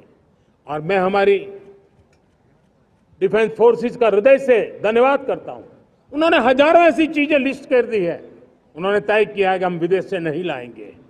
राष्ट्र के लिए जीना क्या कहते हैं, ये हमारे सेना के जवानों ने दिखाया है। और उसके कारण डिफेंस के सेक्टर में हम आत्मनिर्भर होते चले जा रहे हैं। आज डिफेंस मैन्युफैक्चरिंग में भारत की पहचान बनी है। और मैं आज खुशी से कह सकता हूं कि जो देश कभी डिफेंस की हर छोटी मोटी चीज बाहर से लाता था, आज धीरे धीरे दुनिया के कई देशों में हम जो डिफेंस के इक्विपमेंट मैन्युफैक्चर कर रहे हैं वो हम एक्सपोर्ट करने लगे हैं। दुनिया में डिफेंस हब, मैन्युफैक्चरिंग हब के रूप में हम धीरे धीरे उभर रहे हैं। हम मैन्युफैक्चरिंग क्षेत्र को बढ़ावा देना चाहते हैं क्योंकि रोजगार के लिए सर्वाधिक आवश्यक है। आज पीएलआई स्कीम को बहुत बड़ी सफलता मिली है। एफडीआई रिफॉर्म्स, उसने भी हमें बहुत बड़ी ताकत दी है। एमएसएमईज को बहुत बड़ा बल मिला है, नई व्यवस्थाएं विकसित हुई है और उसके कारण हमारा मैन्युफैक्चरिंग सेक्टर, हम दुनिया का एक मैन्युफैक्चरिंग हब बने। जिस देश के पास इतनी नौजवान शक्ति हो, जिस देश के अंदर ये सामर्थ्य हो, हम मैन्युफैक्चरिंग की दुनिया में भी इंडस्ट्री 4.0 में हम बहुत बड़ी ताकत के साथ आगे जाना चाहते हैं। और इसके लिए आवश्यक स्किल डेवलपमेंट, उस पर भी हमने बल दिया है। और स्किल डेवलपमेंट में भी हमने नए मॉडल तय किए हैं। हमने जन भागीदारी को जोड़ा है ताकि तुरंत रिक्वायरमेंट के अनुसार स्किल डेवलपमेंट हम कर सके। और मुझे विश्वास है, मैं लाल किले की प्राचीर से कह रहा हूं, वो दिन दूर नहीं होगा जो भारत इंडस्ट्रियल मैन्युफैक्चरिंग का हब होगा। दुनिया उसकी तरफ देखती होगी। आज विश्व की बहुत बड़ी कंपनियां भारत में निवेश करना चाहती हैं। ये चुनाव के बाद मैंने देखा, मेरे तीसरे कार्यकाल में जितने लोग मुझसे मिलने के लिए मांग कर रहे हैं वो ज्यादातर निवेशक लोग हैं, विश्व भर के निवेशक हैं। वो आना चाहते हैं, भारत में निवेश करना चाहते हैं। ये एक बहुत बड़ा गोल्डन अपॉर्चुनिटी है। मैं राज्य सरकारों से आग्रह करता हूं कि आप निवेशकों को आकर्षित करने के लिए स्पष्ट नीति निर्धारित कीजिए, गुड गवर्नेंस का आश्वासन दीजिए, लॉ एंड ऑर्डर सिचुएशन के लिए उनको भरोसा दीजिए।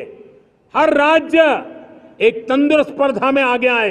राज्य के बीच निवेशकों को खींचने के लिए स्पर्धा होनी चाहिए, निवेशकों को लिए, ताकि उनके राज्य में निवेशक आएंगे, उनके राज्य के नौजवानों को स्थानीय रूप से अवसर मिलेगा, रोजगार का अवसर मिलेगा। नीतियों में परिवर्तन लाना चाहिए तो ग्लोबल रिक्वायरमेंट के अनुसार नीतियों को राज्यों ने परिवर्तित करना चाहिए। लैंड की आवश्यकता है तो राज्यों ने लैंड बैंक बनानी चाहिए। गुड गवर्नेंस सिंगल पॉइंट पर काम करने के लिए राज्य जितने प्रोएक्टिव होंगे, जितने ज्यादा प्रयास करेंगे, जो निवेशक आ रहे हैं वो कभी भी वापस नहीं जाएंगे। सिर्फ भारत सरकार से काम ये होता नहीं है, राज्य सरकारों की बहुत बड़ी आवश्यकता होती है, क्योंकि जो भी प्रोजेक्ट लगने वाला है उस राज्य में लगने वाला है, उसको हर राज्य के साथ रोजमर्रा का काम पड़ता है।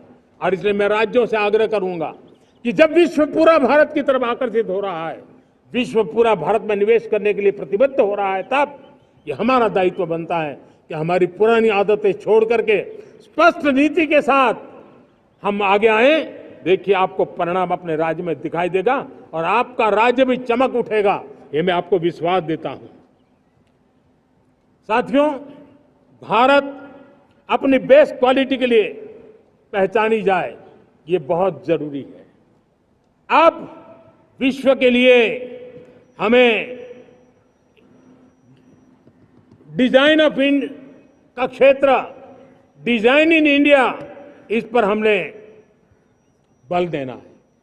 हमें कोशिश करनी है अब इंडियन स्टैंडर्ड इंटरनेशनल स्टैंडर्ड बनने चाहिए। इंडियन स्टैंडर्ड इंटरनेशनल स्टैंडर्ड बनेंगे तब हमारी हर चीज को सहजता से मोहर लग जाएगी।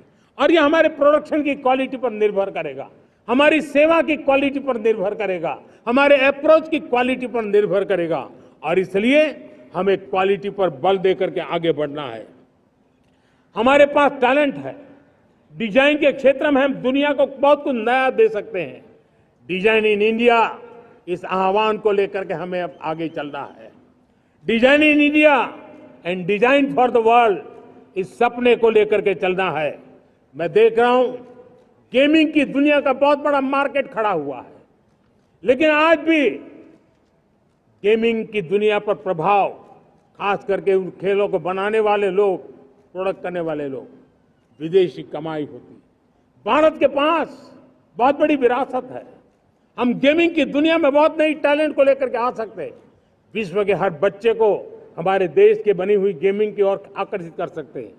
मैं चाहता हूं कि भारत के बच्चे भारत के नौजवान, भारत के आईटी प्रोफेशनल्स, भारत के एआई के प्रोफेशनल्स, वे गेमिंग की दुनिया को लीड करें। खेलने में नहीं, गेमिंग की दुनिया में हमारे प्रोडक्ट पूरे विश्व में पहुंचने चाहिए और पूरी दुनिया में हमारे एनिमेटर्स काम कर सकते हैं। एनिमेशन की दुनिया में हम अपनी दाग जमा सकते हैं। हम उस दिशा में काम करें। मेरे प्यारे देशवासियों, आज विश्व के अंदर ग्लोबल वार्मिंग, क्लाइमेट चेंज हर क्षेत्र में चिंता और चर्चा का विषय रहता है। भारत ने उस दिशा में काफी कदम उठाए हैं। हम विश्व को आश्वस्त करते रहे हैं और शब्दों से नहीं, अपने कार्यों से, प्राप्त परिणामों से हमने विश्व को आश्वस्त भी किया है और विश्व को आश्चर्यचकित भी किया है। हम ही हैं जिन्होंने सिंगल यूज प्लास्टिक पर प्रतिबंध लगाया है। हमने रिन्यूएबल एनर्जी पर विस्तार किया है। हमने रिन्यूएबल एनर्जी को एक नई ताकत दी है। आने वाले कुछ वर्षों में हम नेट जीरो फ्यूचर की ओर आगे बढ़ रहे हैं। मुझे याद है पेरिस अकॉर्ड में जिन देशों ने अपने लक्ष्य निर्धारित किए थे, आज मैं लाल किले की प्राचीर से मेरे देशवासियों की ताकत दुनिया को बताना चाहता हूं। G20 देश के समूह जो नहीं कर पाए, वो मेरे देश के नागरिकों ने करके दिखाया है। मेरे देशवासियों ने करके दिखाया है। हिंदुस्तान ने करके दिखाया है। पेरिस अकॉर्ड के अंदर जो टारगेट हमने तय किए थे, उन टारगेट को समय से पहले पूरा करने वाला G20 देशों के समूह में अगर कोई है तो एकमात्र मेरा हिंदुस्तान है, एकमात्र मेरा भारत है। और इसलिए गर्व होता है साथियों। रिन्यूएबल एनर्जी के टारगेट हमने पूरे, हम 2030 तक रिन्यूएबल एनर्जी को 500 गीगावाट तक ले जाने के लिए मकसद से काम कर। आप कल्पना कर सकते हैं कि कितना बड़ा लक्ष्य है। दुनिया के लोग सिर्फ 500 गीगावाट शब्द सुनते हैं ना, तो मेरी तरफ ऐसे ऐसे देखते हैं। लेकिन आज मैं विश्वास से कह रहा हूं देशवासियों को कि इस लक्ष्य को भी हम पूरा करके रहेंगे और ये मानव जाति की भी सेवा करेगा, हमारे भविष्य की भी सेवा करेगा, हमारे बच्चों के उज्जवल भविष्य की गारंटी बनेगा। हमने 2030 तक हमारी रेलवे को नेट जीरो एमिशन का लक्ष्य लेकर के हम चल रहे हैं। साथियों, पीएम सूर्य घर मुफ्त बिजली योजना उसको एक नई ताकत देने वाली है और ये बदलाव का फल मेरे देश के सामान्य परिवार को मिला, विशेष करके मेरे मध्यम वर्ग को मिलेगा जब उसका बिजली का मुफ्त हो जाए, बिल मुफ्त हो जाएगा। इलेक्ट्रिक व्हीकल उसकी मांग बढ़ती जा रही है। जब पीएम सूर्य घर योजना से वो बिजली उत्पादन करता है सूर्य से, तो उसका व्हीकल का प्रवास का खर्चा भी वो कम कर सकता है। साथियों, हम ग्रीन हाइड्रोजन मिशन लेकर के एक ग्लोबल हब बनना चाहते हैं। बहुत तेजी से नीतियां बनाई गई है, बहुत तेजी से उसका इम्प्लीमेंटेशन का काम हो रहा है और भारत ग्रीन हाइड्रोजन एक न्यू एनर्जी की दिशा में हम जाना चाहते हैं। और ये सारे जो प्रयास चल रहे हैं, क्लाइमेट की चिंता तो है ही है, ग्लोबल वार्मिंग की चिंता है, लेकिन इसके अंदर ग्रीन जॉब्स की बहुत बड़ी संभावना है और इसलिए आने वाले कालखंड में ग्रीन जॉब्स का महत्व बढ़ता है। तो उसको सबसे पहले कैप्चर करने के लिए, मेरे देश के नौजवानों को अवसर देने के लिए और ग्रीन जॉब्स के लिए एक बहुत बड़ा क्षेत्र को बढ़ावा दे रहे हैं। मेरे प्यारे देशवासियों, आज हमारे साथ इस तिरंगे झंडे के नीचे वो नौजवान बैठे हैं जिन्होंने ओलंपिक की दुनिया में भारत का परचम लहराया। मैं मेरे देश के सभी एथलीट्स को, मेरे देश के सभी खिलाड़ियों को 140 करोड़ देशवासियों की तरफ से बधाई देता हूं और हम नए सपने, नए संकल्प, अत्यंतिक पुरुषार्थ के साथ नए लक्ष्यों को हासिल करने के लिए आगे बढ़ेंगे। ऐसा मैं विश्वास के साथ उनको शुभकामनाएं भी देता हूं। आने वाले कुछ दिनों में भारत के एक बहुत बड़ा दस्ता पैरालंपिक के लिए पेरिस जाने के लिए रवाना होगा। मैं मेरे सभी पैरालंपिक खिलाड़ियों को भी हृदय से बहुत बहुत शुभकामनाएं देता हूं। साथियों, भारत ने G20 को ऑर्गेनाइज किया, हिंदुस्तान के अनेक शहरों में ऑर्गेनाइज किया, 200 से ज्यादा इवेंट किए। पूरे विश्व में G20 का इतना बड़ा व्याप, इतना बड़ा कार्यक्रम कभी नहीं हुआ, इस बार हुआ। इसने एक बात सिद्ध कर दी है कि भारत में बड़े से बड़े कार्यक्रम ऑर्गेनाइज करने की ताकत है। भारत को किसी को भी हॉस्पिटैलिटी का सामर्थ्य भारत में सबसे ज्यादा है। अगर ये सिद्ध हो चुका है तो साथियों, हिंदुस्तान का सपना है कि 2036 में जो ओलंपिक होगा वो मेरे हिंदुस्तान की धरती पर हो। इसके लिए हम तैयारी कर रहे हैं, उसके लिए हम आगे बढ़े। साथियों, समाज के आखिरी तबके के जो लोग हैं, ये हमारा सामाजिक दायित्व है।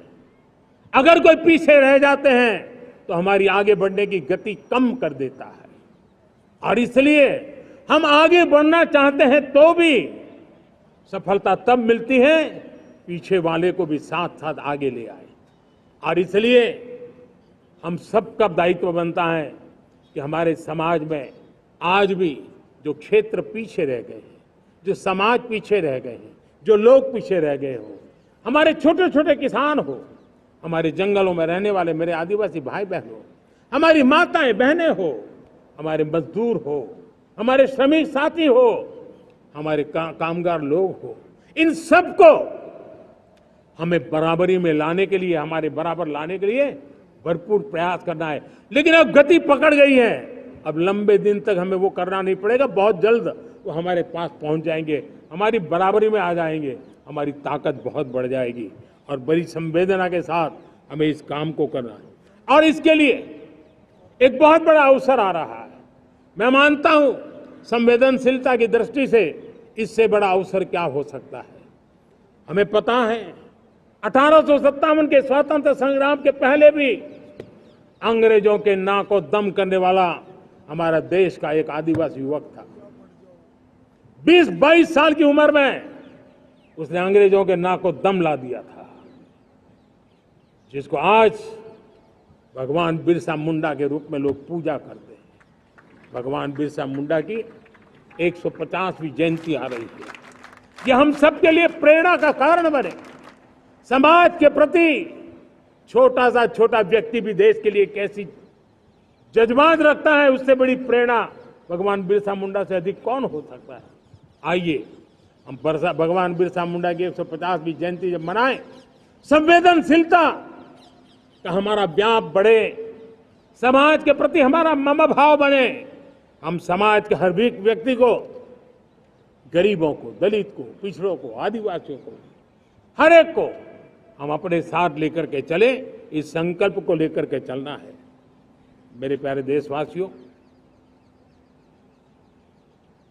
हम संकल्प के साथ तो बढ़ तो रहे हैं, बहुत आगे बढ़ रहे हैं, लेकिन ये भी सच है कि कुछ लोग होते हैं जो प्रगति देख नहीं सकते। कुछ लोग होते हैं जो भारत का भला सोच नहीं सकते हैं। जब तक खुद का भला न हो तब तक उनको किसी का भला अच्छा नहीं लगता है। ऐसी विकृत मानसिकता से भरे हुए लोगों की कमी नहीं होती है। देश को ऐसे लोगों से बचना होगा। वे निराशा की गर्त में डूबे हुए लोग हैं।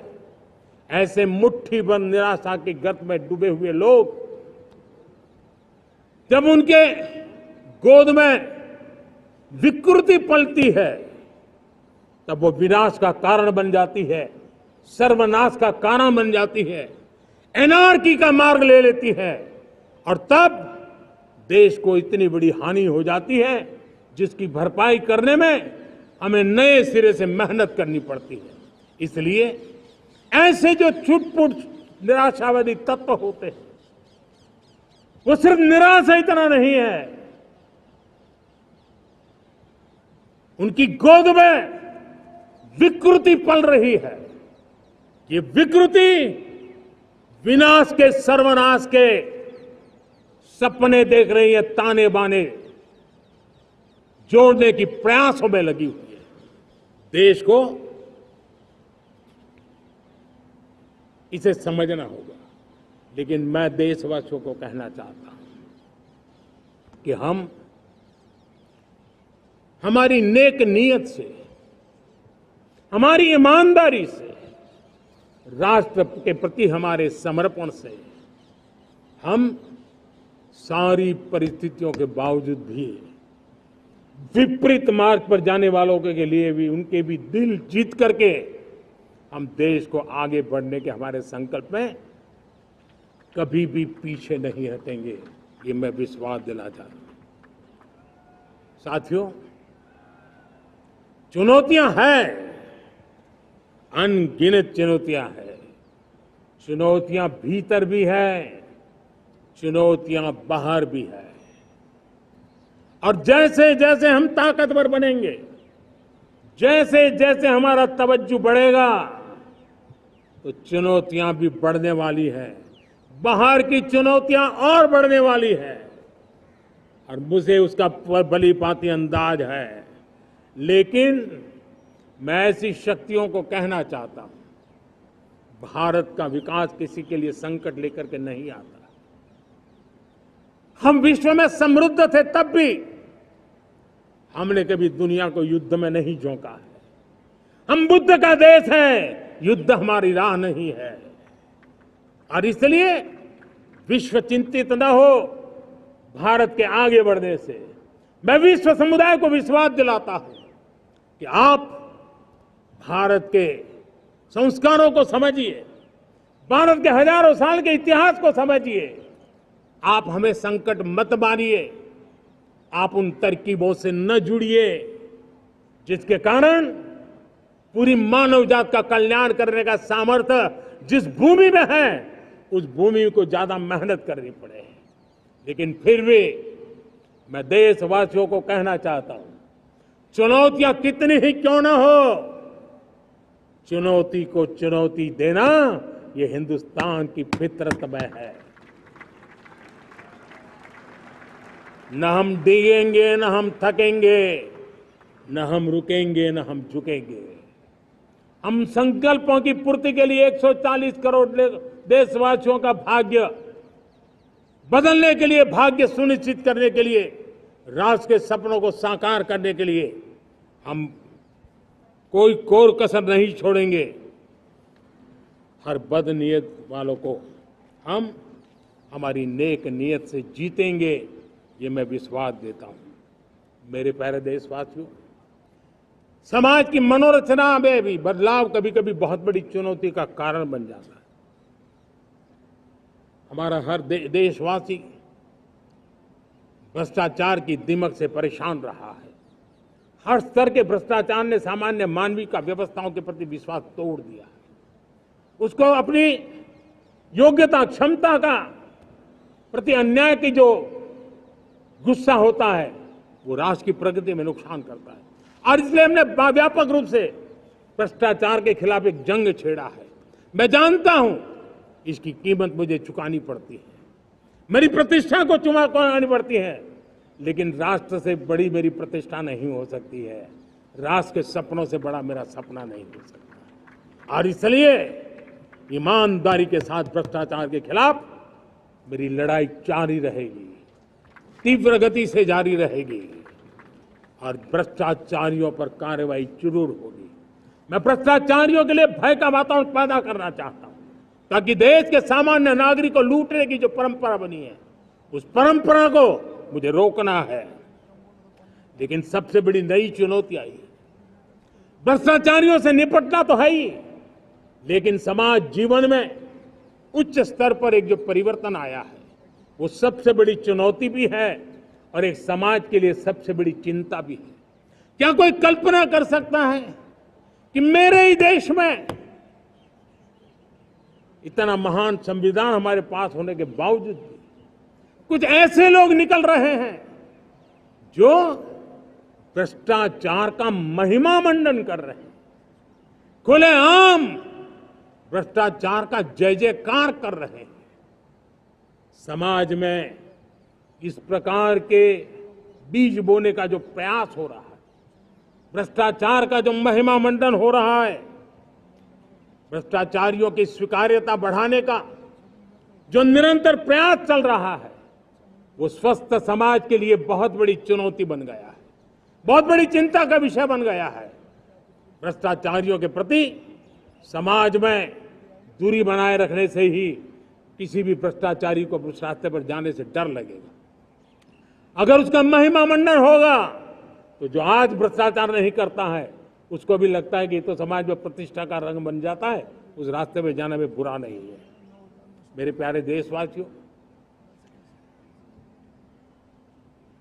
बांग्लादेश में जो कुछ भी हुआ है उसको लेकर पड़ोसी देश के नाते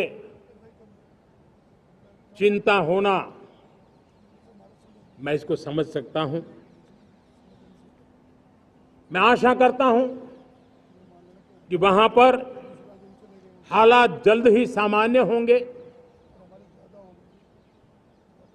खास करके 140 करोड़ देशवासियों की चिंता कि वहां हिंदू, वहां के अल्पसंख्यक, उस समुदाय की सुरक्षा सुनिश्चित हो।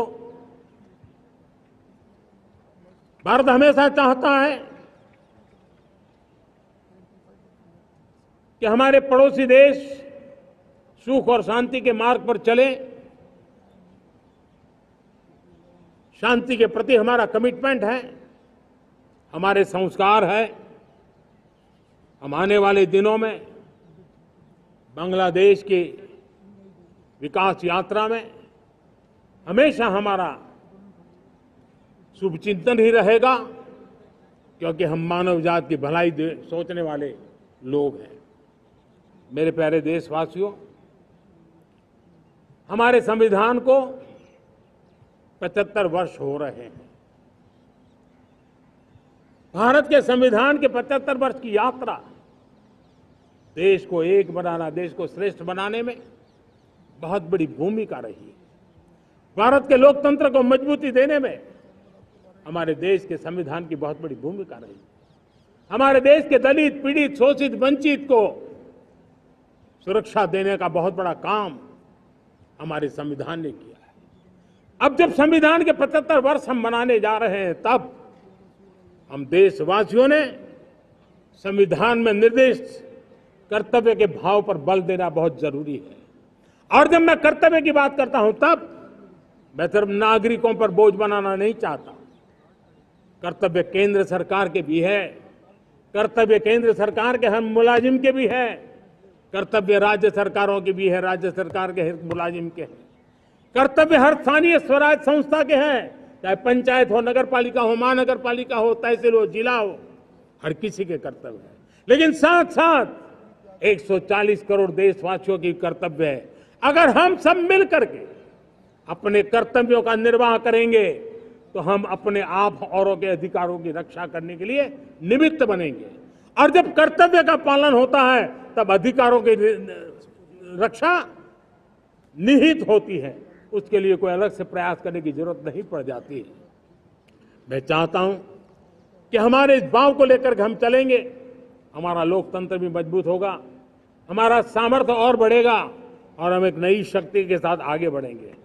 मेरे प्यारे देशवासियों, हमारे देश में सुप्रीम कोर्ट ने बार बार यूनिफॉर्म सिविल कोड को लेकर जो चर्चा की है, अनेक बार आदेश दिए हैं, क्योंकि देश का एक बहुत बड़ा वर्ग मानता है और उसमें सच्चाई भी है कि जिस सिविल कोड को हम लेकर के जी रहे हैं, वो सिविल कोड सचमुच में तो एक प्रकार का कम्युनल सिविल कोड है, भेदभाव करने वाला सिविल कोड है। ऐसे सिविल कोड से जब संविधान के 75 वर्ष मना रहे हैं और संविधान की भावना भी जो हमें कहती है करने के लिए, देश की सुप्रीम कोर्ट भी हमें कहती है करने के लिए, और तब जो संविधान निर्माताओं का सपना था, उस सपने को पूरा करना हम सबका दायित्व है। और मैं मानता हूं इस गंभीर विषय पर देश में चर्चा हो, व्यापक चर्चा हो, हर कोई अपने विचारों को लेकर के आए और उन कानूनों को,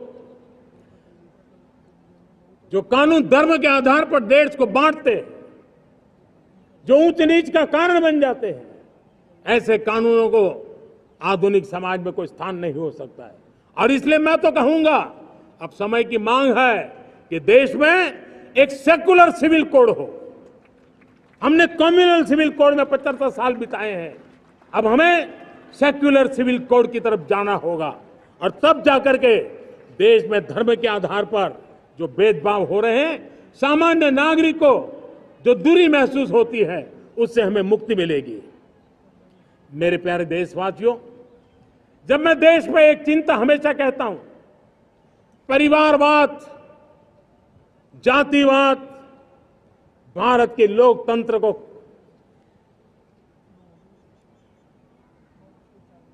बहुत नुकसान कर रहा है। देश को, लोक राजनीति को हमें परिवारवाद और जातिवाद से मुक्ति दिलानी होगी।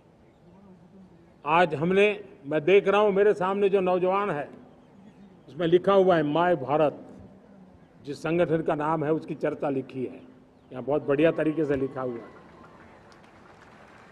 माय भारत के अनेक मिशन है। एक मिशन ये भी है कि हम जल्द से जल्द देश में राजनीतिक जीवन में जनप्रतिनिधि के रूप में 1 लाख ऐसे नौजवानों को आगे लाना चाहते हैं। शुरुआत में 1 लाख नौजवानों को आगे लाना चाहते हैं, जिनके परिवार में किसी का भी कोई राजनीतिक बैकग्राउंड न हो, जिसके माता पिता भाई बहन चाचा मामा मामी कभी भी राजनीति में नहीं रहे, किसी भी पीढ़ी में नहीं रहे, ऐसे होनहार नौजवानों को फ्रेश ब्लड 1 लाख, चाहे वो पंचायत में आए, चाहे नगर पालिका में आए, चाहे जिला परिषदों में आए, चाहे विधानसभा में आए, लोकसभा में आए, 1 लाख नए नौजवान, कोई भी प्रकार का पूर्व का राजनीतिक इतिहास उनके परिवार का ना हो, ऐसे फ्रेश लोग राजनीति में आए ताकि जातिवाद से मुक्ति मिले, परिवारवाद से मुक्ति मिले, लोकतंत्र को समृद्धि मिले। और जरूरी नहीं है कि एक दल में जाए, उनको जो पसंद हो उस दल में जाए, उस दल में जाकर के वो जनप्रतिनिधि बनकर के आगे आए। देश तय करके चले कि आने वाले दिनों में 1 लाख ऐसे नौजवान जो परिवार राजनीति से दूर दूर का संबंध नहीं है, ऐसे फ्रेश ब्लड आएंगे तो सोच भी नहीं आएगी, सामर्थ्य भी नहीं आएगा, लोकतंत्र समृद्ध होगा। और इसलिए हमें इस दिशा में आगे होना है। और मैं चाहूंगा कि देश ने बार बार चुनाव इस देश की प्रगति में रुकावट बन रहे हैं, गतिरोध पैदा कर रहे हैं। आज कोई भी योजना को चुनाव के साथ जोड़ देना आसान हो गया है, क्योंकि हर 3 महीने 6 महीने कहीं न कहीं चुनाव चल रहा है। कोई भी योजना जाहिर करोगे आप तो मीडिया में देखेंगे, चुनाव आया तो फलाना हो गया, चुनाव आया तो फलाना हो गया। हर काम को चुनाव के रंग से रंग दिया गया है। और इसलिए देश में व्यापक चर्चा हुई है, सभी राजनीतिक दलों ने अपने विचार रखे हैं। एक कमेटी ने बहुत बढ़िया अपना रिपोर्ट तैयार किया है। 1 नेशन 1 इलेक्शन के लिए देश को आगे आना होगा। मैं लाल किले से तिरंगे की साक्षी में देश के राजनीतिक दलों से आग्रह करता हूं, देश के संविधान को समझने वाले लोगों से आग्रह करता हूं कि भारत की प्रगति के लिए, भारत के संसाधनों का सर्वाधिक उपयोग जन सामान्य के लिए हो, उसके लिए 1 नेशन 1 इलेक्शन के सपने को साकार करने के लिए हमें आगे आना चाहिए। मेरे प्यारे देशवासियों, भारत का स्वर्णिम कालखंड है। 2047 विकसित भारत, ये हमारी प्रतीक्षा कर रहा है। बाधाएं, रुकावटें, चुनौतियां, उसको परास्त करके एक दृढ़ संकल्प के साथ ये देश चलने के लिए प्रतिबद्ध है। और साथियों, मैं साफ देख रहा हूं, मेरे विचारों में कोई झिझक नहीं है, मेरे सपनों के सामने कोई पर्दा नहीं है। मैं साफ साफ देख सकता हूं कि यह देश 140 करोड़ देशवासियों के परिश्रम से, हमारे पूर्वजों का खून हमारी रगों में है, अगर वो 40 करोड़ लोग आजादी के सपनों को पूर्ण कर सकते हैं तो 140 करोड़ देशवासी समृद्ध भारत के सपने को साकार कर सकते हैं। 140 करोड़ देशवासी विकसित भारत के सपने को साकार कर सकते हैं।